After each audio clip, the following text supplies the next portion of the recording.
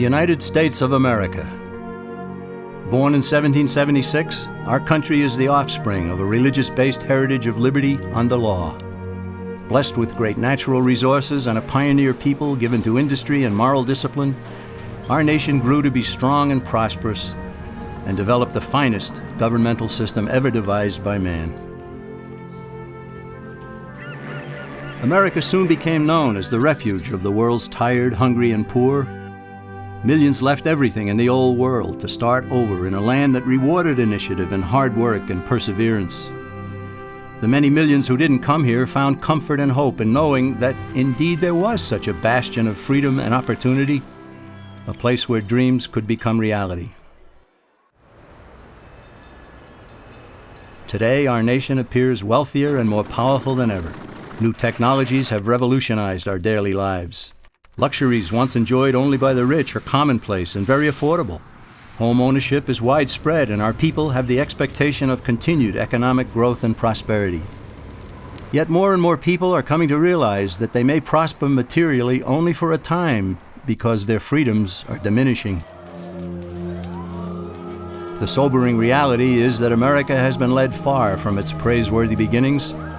Our people and businesses groan under a heavy burden of economic, political, and social problems, which are the result of a widespread departure from the fundamental truths that made our nation great. If the United States of America is to endure, citizens far and wide must once again come to understand, embrace, and live by timeless concepts called Americanism.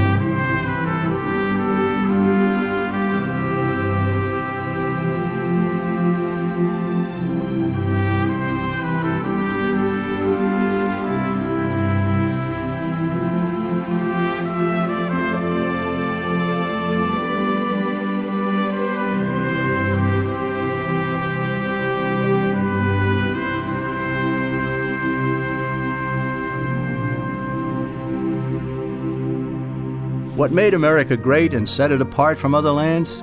Was it natural resources? No, other lands are equally blessed. Was it the people? No, the people who built America came from elsewhere. Was it government planning and wisdom that spurred our nation to such heights? No again. It wasn't what government did that made America great. It was what government was prevented from doing that made the difference. What set America apart from other lands was freedom for the individual. Freedom to work, to produce, to succeed, and especially to keep the fruits of one's labors. America became great precisely because the stifling effect of too much government had been prevented. However, freedom in America was not totally unrestrained. Americans overwhelmingly chose to limit their actions with moral codes such as the Ten Commandments, personal morality, and limited government. It's a combination that characterized America and made it the envy of the world.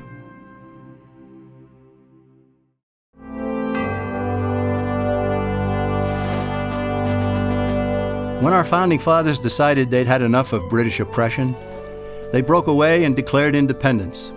They stated as self-evident truth in the Declaration of Independence that men are endowed by their Creator with certain unalienable rights. In other words, God gave man his rights, and that among them are life, liberty, and the pursuit of happiness. And in the very next sentence, the founders defined the proper role of government when they stated that to secure these rights, governments are instituted. This is the entire philosophical base of our nation. Here, the government cannot legitimately redistribute the wealth, assume power over the people's lives, and dominate man's existence with oppressive taxation, regulations, and controls. According to the founders, government was to be a negative force, which leaves people alone. Its sole function is to protect citizens from one another and from foreign governments, and especially from their own government itself. The founders did not create a government to be a positive force, to do things for people, to take from some, to give to others. They understood that when a government starts doing something for one citizen, it has to take from another to do so. And in the process, it gains control over both.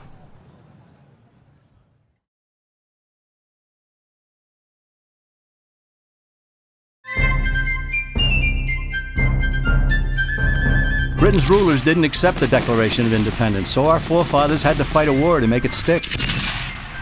By 1783, the War for Independence had been won, and British forces were sent back across the sea.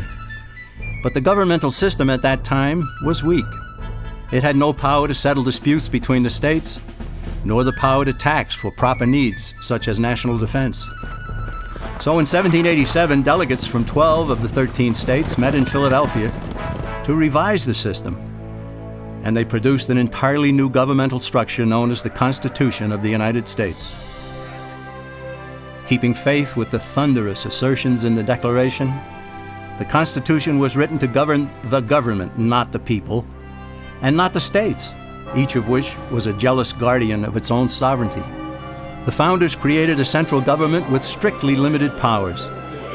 This left the states free to compete with one another to be the best state, the one with the least amount of taxation and controls, one where citizens would want to build a business and raise a family.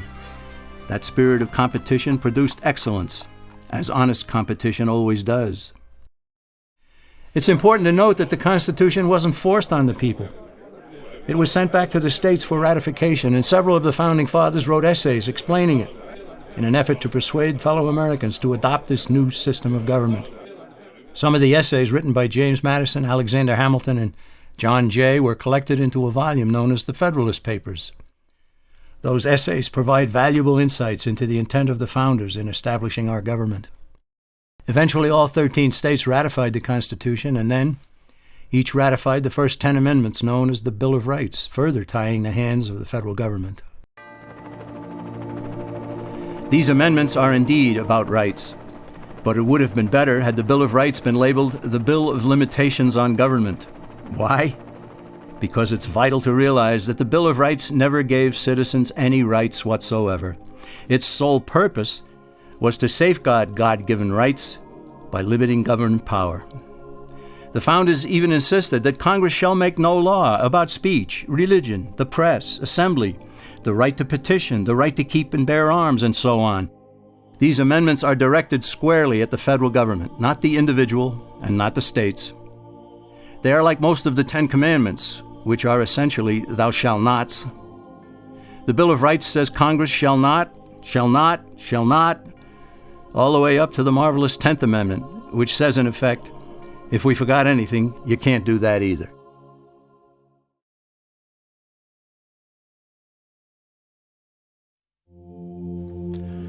When Benjamin Franklin exited the Constitutional Convention, he was asked by a woman, "Sir, what have you given us?" His immediate response was, "A republic, ma'am, if you can keep it." Yet most Americans today have been persuaded that our nation's governmental system is a democracy and not a republic. The difference between these two is essential in understanding Americanism and the American system. Before we discuss political systems, however, it's helpful to address the confusion that has been spread about the political spectrum. Many have been led to believe that the political spectrum places groups such as communists on the far left, fascists or dictators on the far right, and political moderates or centrists in the middle. However, a more accurate political spectrum will show government having zero power on the far right to having 100% power on the far left. At the extreme right, there is no government.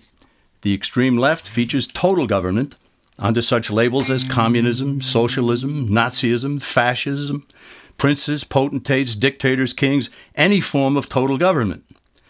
Those who claim that Nazis and fascists are right-wing never define their terms. This amounts to spreading confusion. Toward the middle of the political spectrum can be found the type of government limited to its proper role of protecting the rights of the people. That's where the Constitution of the United States is. Those who advocate such a form of government are really constitutional moderates. So let's analyze the basic forms of government. They are monarchy or dictatorship ruled by one, oligarchy ruled by a few, democracy ruled by a majority, republic ruled by law, and anarchy, which is ruled by no one. In discussing these five, we'll see that they can be narrowed down to even fewer.